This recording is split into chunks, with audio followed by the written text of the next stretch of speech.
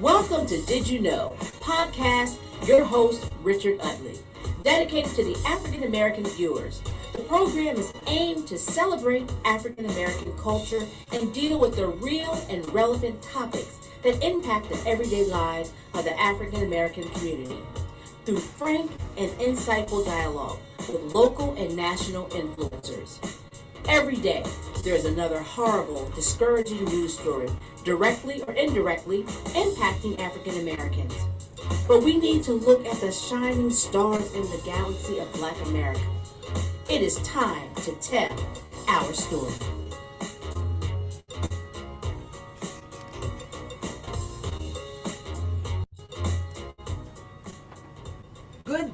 Good day, and welcome to another Did You Know?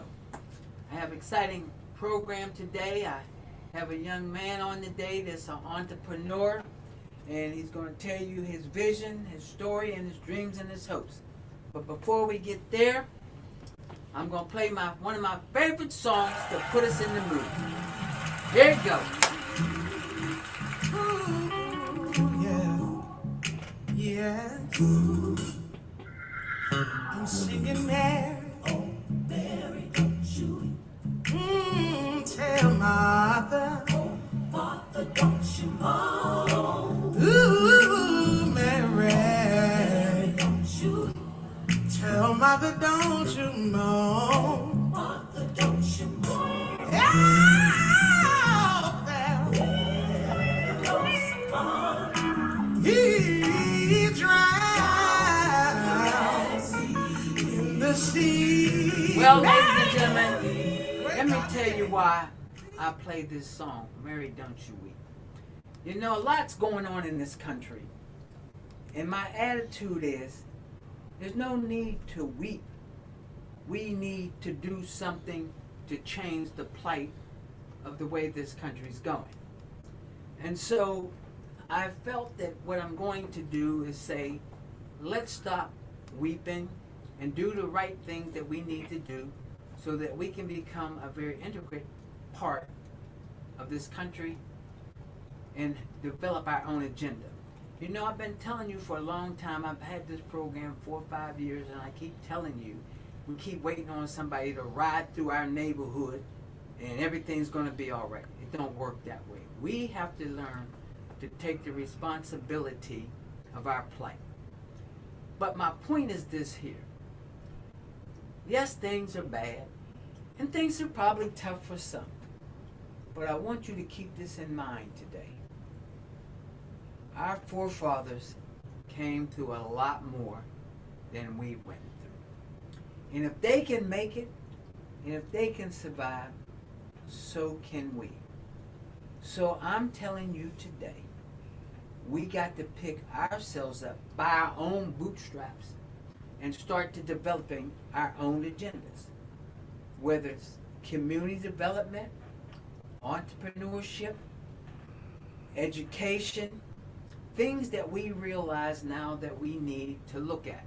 And when I say that, I do believe in entrepreneurship, and I think that's why I have a young man on today. But I think that we have to have entrepreneurship because we got to be able to create opportunities. We got to create economic development because we need jobs. And if we are able to develop jobs, then we can hire people. You know, we've been behind the 8 ball for a long time, and sometimes people don't understand that. They look at it as negative and why it's been negative. And that's why I always talk to you about history. And so that's why I always tell you, you got to do your own research. So when people tell you to pull yourself up by the bootstraps, then you need to say to them, where is the bootstraps at? And that's why I want you to go out and I want you to look at different things and do your own history and your own research. And that's why when I say, some of you guys need to look at what redlining is. What was redlining all about? And how did it impact the community? Or if I bring up the GI Bill, how did it impact those soldiers who came home and thought they were going to get some of the GI Bill and they didn't get it? Do your research, you will find out it wasn't as profitable to us as people think it might have been if you do your research. It's one thing to get a GI Bill. It's one thing to get a loan to buy a house if they would give it to you. But then where were you going to move? That's why I want you to look at redistricting. So my whole attitude now is that we're in a teaching moment. We're in a teaching moment, but we have to be smart. You know, you got to look at, for example, we talk about this AI stuff and everybody's running around. Well, guess what, ladies and gentlemen? AI is here. What are we going to do about it? I'm going to tell you what we're going to do about it. We're going to flip the script because we understand the script. So now we understand a lot of jobs will be lost because of that. But guess what? We need builders. We need contractors. We need electricians. We need plumbers. We need those people because that is where we are and that's where we're going. If they build all these centers, who's going to build them? They got to have contractors.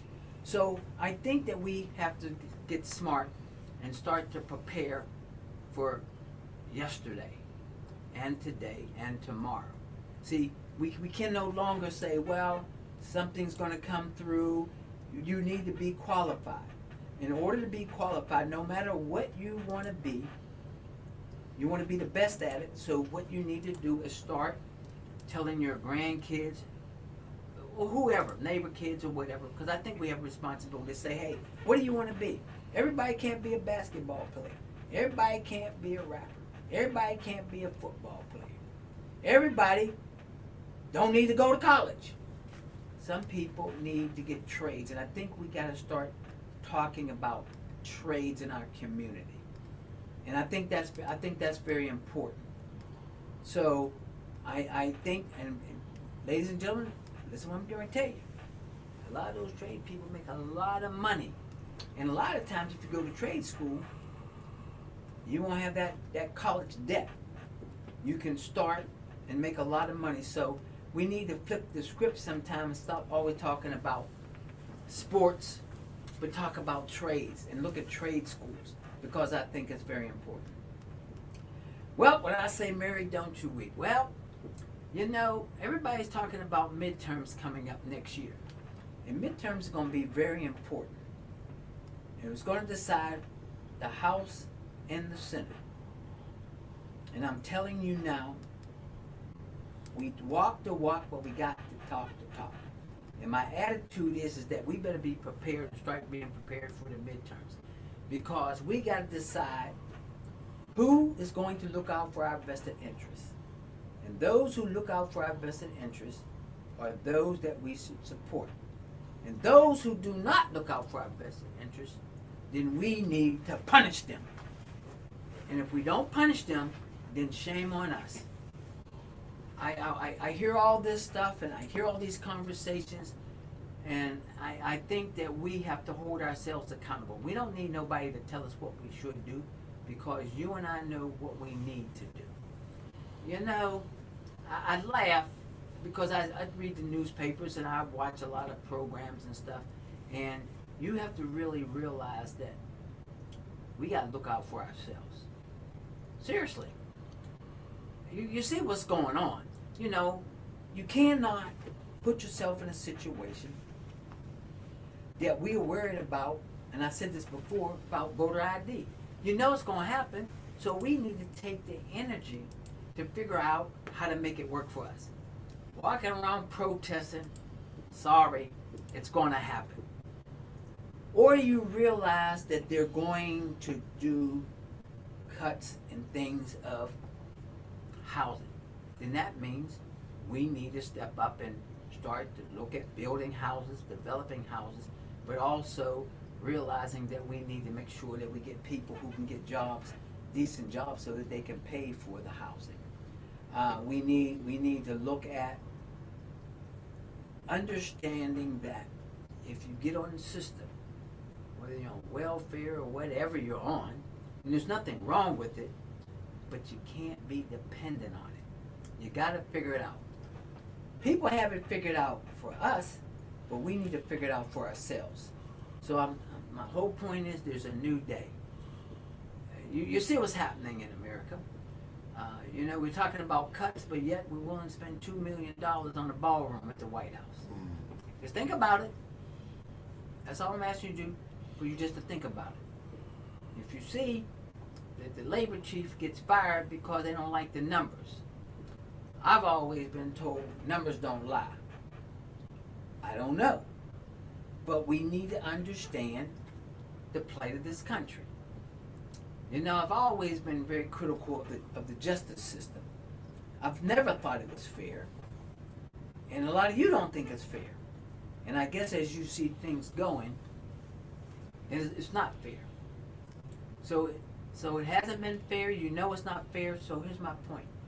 Don't put yourself in that situation that you have to depend on the justice system.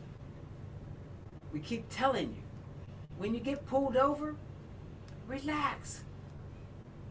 Because you know that you're under the microscope and your behavior will detect how they're going to treat you. Don't give anybody any excuse to do anything wrong to you. We know that. We know the history. And since we know the history, then what I'm saying to you is this here. Let's start preparing ourselves. I was a Boy Scout, I was a Cub Scout, so I'm gonna flip the script and say, we're gonna have to become scouts of our own faith, scouts of our own belief, and scouts of us in terms of how we're going to do things. Because if we don't, we're gonna be in trouble. So every week when I have this program, I'm sorry. I'm gonna be very critical because I don't think I have a choice but to be critical to you. Because we all have a responsibility. And if we just sit there and go, and when we do that, here's what happens. We go, because we think it don't affect us. But it does affect you. It affects you, your brothers, your sisters, your aunts, your grandparents, whatever, but it affects the community. And like I said, that's why I have this program, is because I want us to tell our own story. Too often everybody tells our story, but it's not the way it probably should be told. Not to say that sometimes our story needs to be told in a negative way, but sometimes I think our story needs to be told in a positive way. Well, let me go with my little history. I told you I believe in history, so let's see what history I'm telling you to look at today.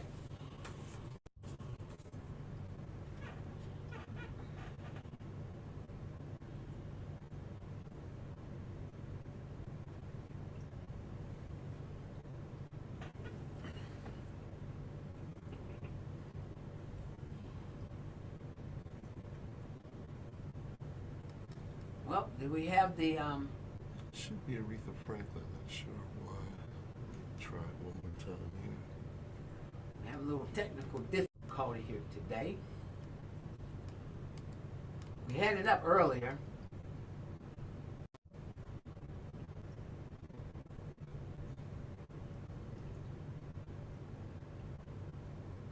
Well, let me say this to you, since it's not working today.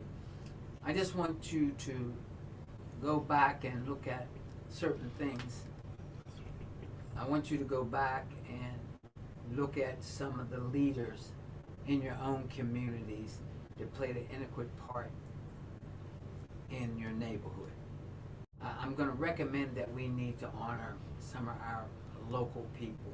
We always honor Martin Luther King's and Malcolm X's. So we need to look at the people in our communities that did a lot for us, whether it's church, whether it's organizations that did a lot for us. And even though they're not here anymore, they were paving the way for us. So your assignment this week is look and talk to some people about who were pillars in your community. That is what I'm going to suggest you do this week. That's your homework assignment. Let's forget Malcolm X and let's forget Martin Luther King and all of them. Let's look at people that was trailblazers in your own community. And the reason I suggest that is because sometimes we need to look at role models that was right across the street from us or up the street from us. people that we know that went through what you might be going through, or they might have had it a lot worse than we were, but they were trying to do things to make it better for us. Oh, that's your assignment. All right, what do I have today? Well, you know, I always believe in entrepreneurship, and I always believe in things that I think that I want to bring people on to tell their story. And the reason I bring people on to tell their story is because I want you to know that just like you and I. Because too often we see people and we watch TV and we see these magical people on. So my attitude is, I'm not going to bring magical people on. I'm going to bring real people on. So I got a young man here, over here, sir. I want you to tell the audience who you are and tell them what you're about. Good morning. My name is Mark Domingos. I own a moving company here in Central Pennsylvania. The name of the company is Movers for Me. We've been in business since 2017. I'm a business person. I like to engage in community events. I like to grow within my community and offer opportunities for others. Okay, well, tell people what made you decide who you are. What defined you? What happened in your experience in your life that made you want to do what you wanted to do? It starts with my family upbringing. Both of my parents came from Angola in the 70s. They were refugees. They came here by way of political asylum. They were landed in Philadelphia. Went to the community college of Philadelphia. Learned English as a second language. And then ended up going. My father went to college at Temple. Met one of his best friends, which was from Harrisburg, and he was able to move to Harrisburg and get a state job. So that's what brought me to this area. I would just say there's been several experiences that made me really want to explore entrepreneurship. One was, the main thing would be just seeing the drive of my father and the guys in his network. One of my business mentors, Larry Myers, when I was a child, owned a factory here in Uptown Harrisburg. They were bagging up Hershey's candy, and I saw it when I was a kid. Just amazing for me to see a black man owning some enterprise with 200 employees and people working. I mean, that was the image that stuck in my head. And just seeing some other people within the network. But throughout life, and learning different systems, there came a certain point where the traditional path I knew wouldn't really work for me. I was going to need to establish my own thing and rely on myself. I've been involved in a lot of things, worked in big businesses like UPS, worked for the government, worked in private industry, and in those larger systems, I've put in 125% of the work, and I didn't feel like I got out of it what I put in. I also had a lot of business people. Like when I was in college, I was able to go to college. My parents planned for that to an extent, so I was able to attend college. In college, my roommate's uncle owned a car dealership. He basically let us hang out there, learn the ropes, let us start a pressure washing business. I had two other friends, my friend Tony, another friend Ombre. They owned ice cream trucks. So I went to college in Spartanburg, South Carolina. They serviced all the pretty much predominantly black neighborhoods, project communities, trailer parks. So I got a chance to ride on the ice cream truck with these two guys. I was 17, 18, 19. They knew I was young and motivated, but it just took some older folks around me, pull me in, show me some things, put some principles down. So I'm always grateful for opportunities, because you can take something from everything that you do. It may not be your end game, but it's something that's valuable. So I would just say a lot of those opportunities shaped me. And I also, in this business that I own now, it's important to be able to have opportunities for people in your community. A lot of times people have difficulty getting jobs. Right now, the job numbers, or if you want to use the term black jobs, there's an issue right now with those unemployment numbers are rising. And I mean, there's reasons for that, many different reasons, but who should you look to for an opportunity other than your own? That's the way a lot of people are starting to look at now. They're dealing with their own folks, and if I can offer an opportunity to someone that looks like me, of course. If I can offer an opportunity to anybody that's motivated, of course. But I do like the ability to be able to do that. I've worked with alongside many of my friends and people, friends of friends, friends of family, worked for friends and family, been supported by a lot of people in the community. So I'm grateful for it all, but it's awesome to be in this space. You know, I did have the opportunity to, and I've known Larry. I've known Larry for a long time, but don't you think it's important for, like you said, to have someone that you can see out there that's doing things to give you motivation? Because one of the issues I've always had is that even in my family, they suggested that I should go to school, get a job. No one ever really talked about entrepreneurship, which I've always thought that entrepreneurship was very important. But you have to be exposed to it. And would you say that's why a lot of kids look at football and basketball, and these are the things they want to be, because that is what they see? I mean, when I was growing up, it's a little different now, but when I was growing up, I did have doctors, and I did have lawyers, and I did have people that lived in the community. And so I was able to see them. I realize now one of the problems is that folks that become very influential, they may not live in the neighborhood anymore, or they may not go to the church anymore. And so therefore there's no interaction. And so would you suggest that one of the things that people like myself, as well as career people, we need to do a better job of mentoring our neighborhoods and mentoring young people so that they can have hopes and visions? Because you can't be something if you don't even know it doesn't exist. So what is your thoughts on that? I agree. I'm privileged. I have a father who's been very influential.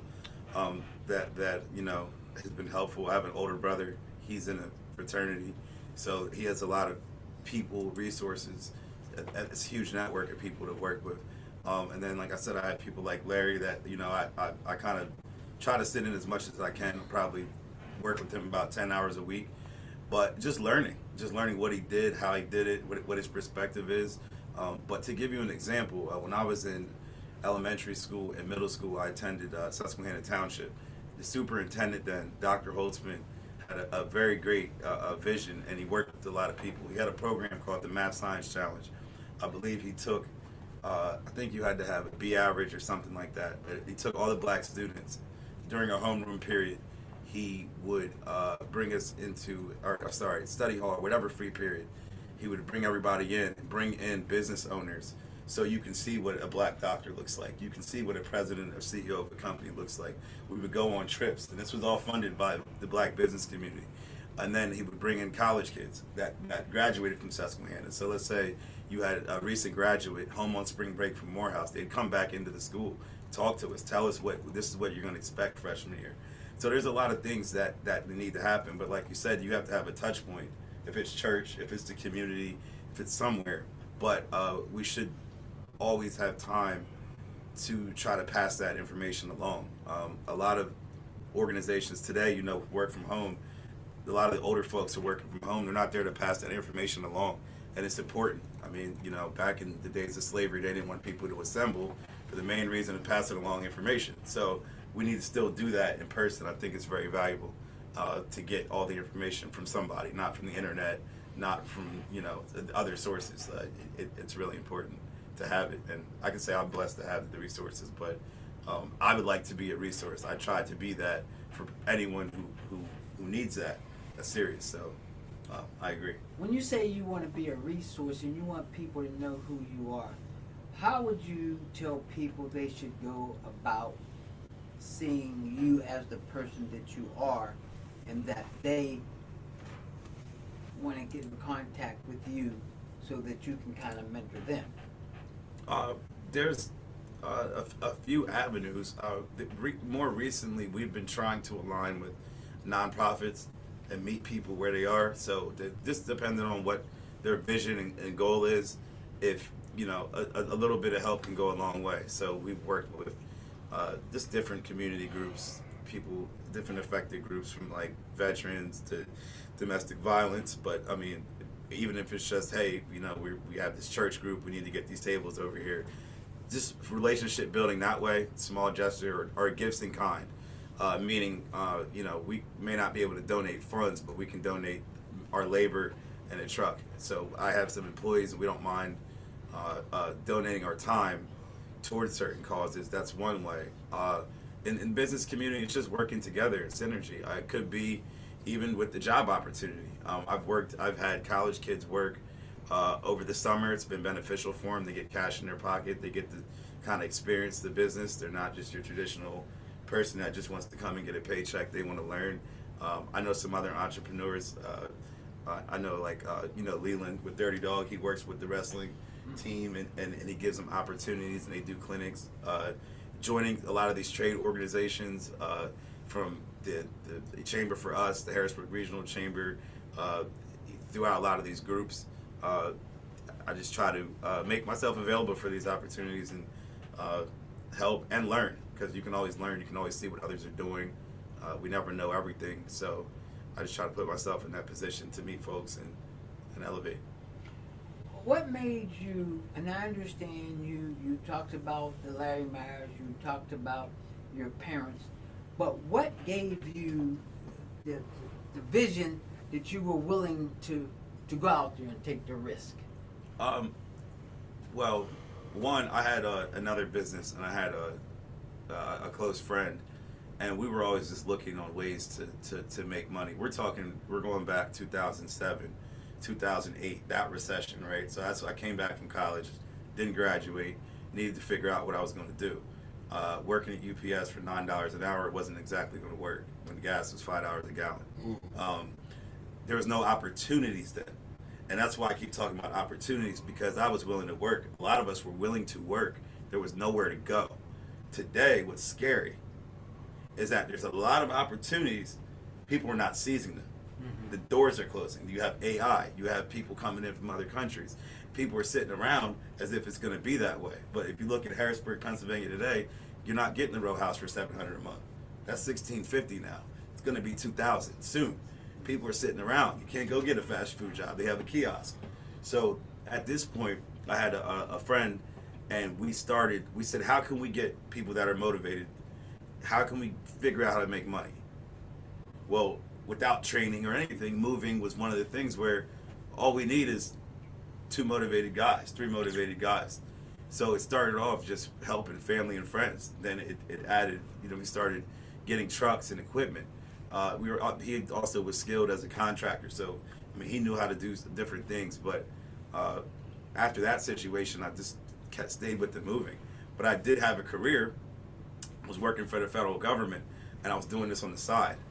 And things in my career didn't go the way I wanted to, so I always had a side business because I wanted more money, I wanted more opportunities. And at a certain point, some things happened, and this became what I do every day. And I purchased some trucks and bet on myself. So I didn't do it. It was a side business, but I didn't do it like, okay, I'm just going to open a business. I was just slowly nurturing it, and through word of mouth, it grew. But then it became a necessity. So I had to really rely on myself and bet on myself, because I couldn't really put my fate in someone else's hands, and especially in an employment situation. So you would say to somebody out there that you got to believe in yourself, you got to have a vision and a dream. You can't let yourself down. You got to eat. You're going to feed yourself. You're going to figure it out. Somebody let you down. They won't show up. It's sad, but it's real. Like someone won't show up, or I've seen people. It doesn't matter what level of education. You can work at the steel mill, the plant, the post office. You go, you put in your work, you work your overtime. They're going to give the job to their friend. They're going to give the job to their cousin. They're going to give the job to somebody else. And now what do you got to sit there another year, miss holidays, miss birthdays, miss your life, and you put in this work for something. At least if you build your own thing, conceptually it should evolve into that, and it's fruitful, right? Every win, every day, you get in, you get out what you put in. I wouldn't say it's for everybody either. If it's a lot more work than a job. It's a lot, but for me it's fun because it's a challenge that where I'm challenging myself, and I can help someone. A lot of people have worked within our situation and benefited. A lot of people, they can't, especially in this industry, it's labor intensive. They're not going to stay forever, but if they leave better the way they came, and they look like me, I feel like I did something on top of just running a business. I was able to help somebody out, and that's usually how we find our employees and that kind of thing. It comes through the network. So the impact, I'd say, would be decent locally because there are people that live here, pay rent here, have children here, pay their taxes here. So it is helpful. But I wouldn't say it's for everybody, but it's something to explore. I think that's why you gotta have people like you on for encouragement. Because I believe this. Sometimes I tell people that, especially that have a business, you need to be surrounded about people that are entrepreneurs. You need to be around people that's kind of going through some of the same things that you're going through. Like you said, now you decided that you wanted to have a moving company, and you went out there and you said you got some trucks and you hired some people, and at the same time you realized if you signed a contract and somebody didn't show up, and this is where people get confused sometimes, they think people own businesses, that you had to go do the work. Right? I did the work. Yeah, and see, sometimes I do the work. I understand you do the work, right. but sometimes people think that you own a business, and they think because you own a business that's good, but they don't realize that you own the business, and if they don't, you might not get paid. You could be a target. I've learned that, and I can expand on that a little bit. Go ahead, sure. You ever heard someone ask you, "Hey, Mr. Utley, do you know of a private landlord?" If someone asks you a question like that, you got to look into that question, right? You think about it. You say, why is somebody asking for a private landlord? You're looking for a job. Oh, you can go work at Reese's. You know anybody else, local, small business? You're a target, right? You don't have the systems and controls that these large corporations have to weed out the nonsense. Private landlord, oh, rent's late, sorry. Whatever happened, I'll get it to you later. Big property management company, you're on the clock. Say what you want, you're out. You will be at court, you're getting evicted, done deal. Private landlord, small business owner, I need you. The people who play games with you. Because some people have a bad conception about it. So owning a small business can be extremely risky because you're putting a lot of trust in people and people are trusting you. Something else that I learned, I did a moving job for a Jewish lady. This is probably 7 years ago.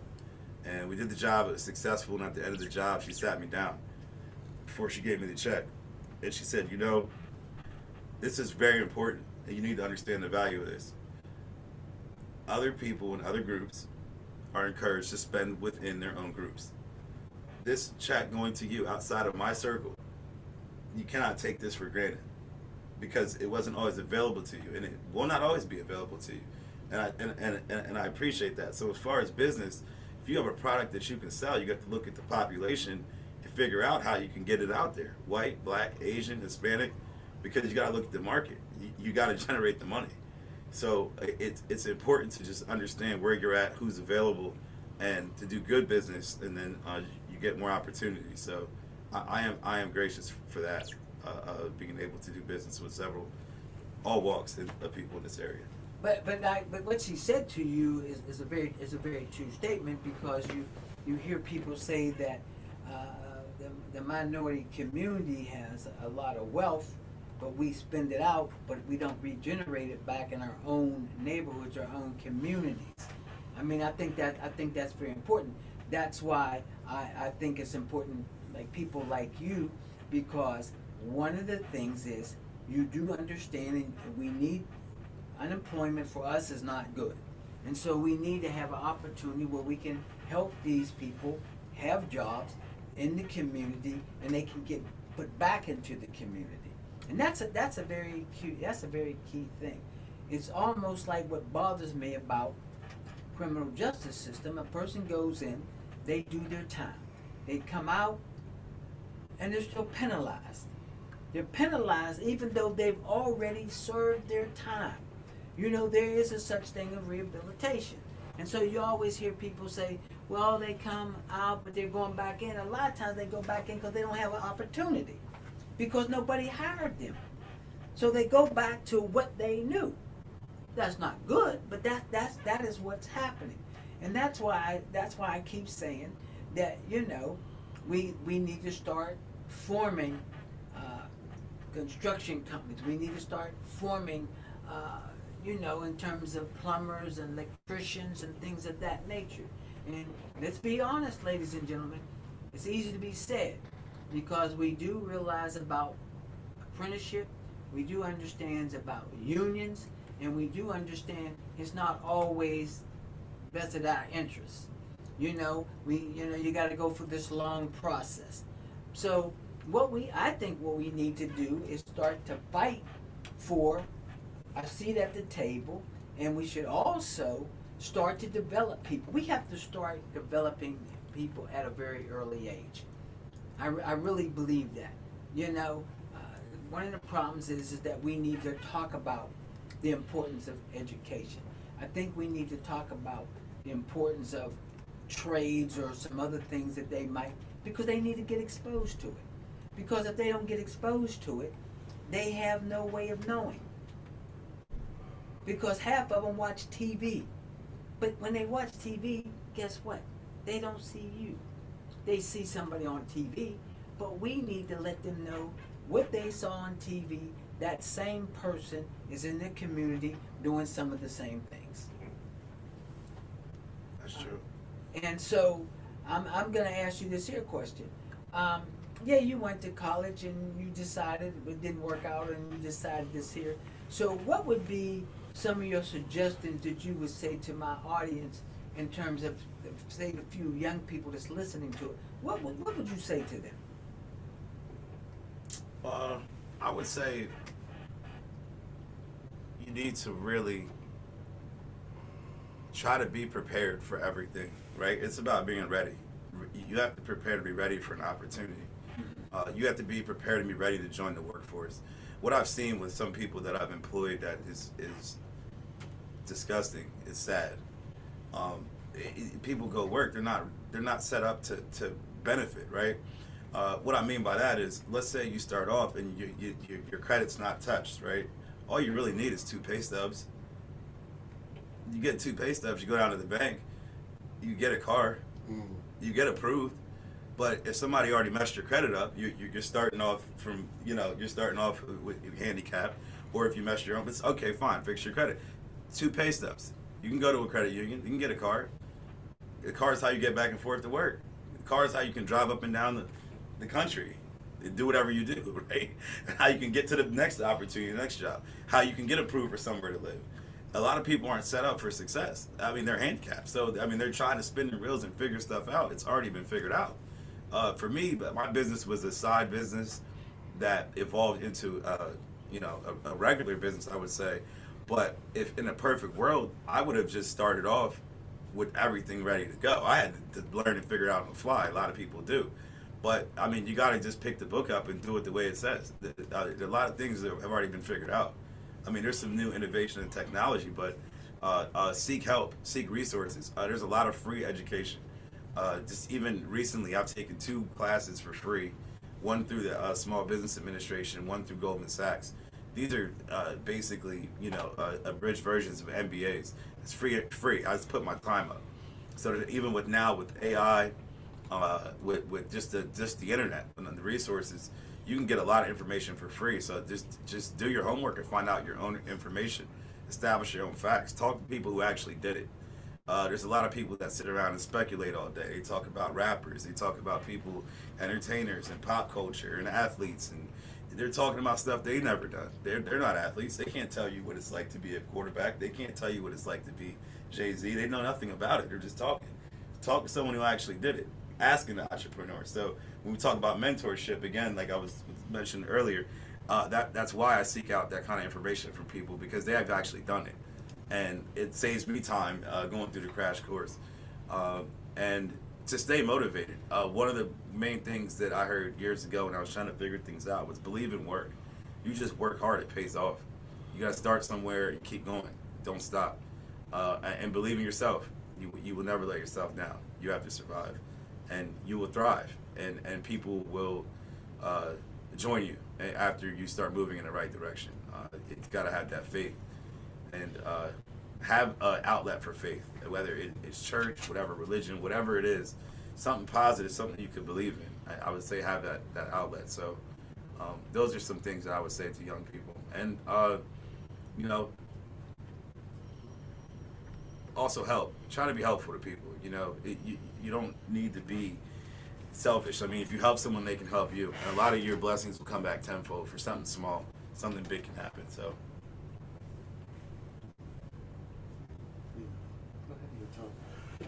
Do you have time if we start over, bro? Okay. My apologies, man. I don't want that presentation